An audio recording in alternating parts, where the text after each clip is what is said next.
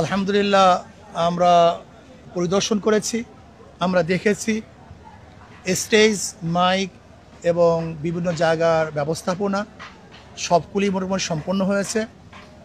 বিভিন্ন দেশ থেকে, এলাকার থেকে মানুষজন আসার জন্য প্রস্তুতি গ্রহণ করেছে, তাদের যানবাহনগুলি ভাড়া করেছে, রিজার্ভ করেছে।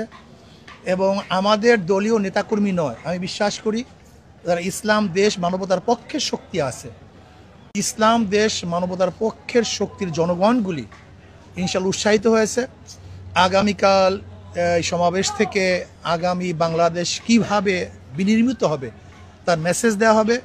আর আমরা মনে করি বিগত তন্ত্র মন্ত্র আমাদেরকে শান্তি দিতে পারে নাই, মুক্তি দিতে পারে নাই। ইসলামই একমাত্র শান্তি এবং মুক্তির পথ, কল্যাণের পথ। এই বিষয়ে ইনশাআল্লাহ আগামীকাল বক্তাগণ গোটা দুনিয়ার মধ্যে যে মানুষগুলি আছে তাদেরকে মেসেজ প্রদান করবেন। খাস করে এই বাংলাদেশের ভূখণ্ডকে রক্ষা করার জন্য, এই জাতিসত্তাকে রক্ষা করার জন্য ইসলামের বাহিরে কোনো তন্ত্রমন্ত্র নেই, এই মেসেজ ইনশাআল্লাহ কালকে আমরা দেব। যে আসুন কল্যাণের দিকে আসুন, আসুন ইসলামের দিকে আসুন, আসুন শান্তির দিকে আসুন, আসুন আপনাদের ভূখণ্ডকে রক্ষা করার দিকে আপনারা আসুন। এই মেসেজ ইনশাআল্লাহ আমরা কালকে দেব। ধন্যবাদ।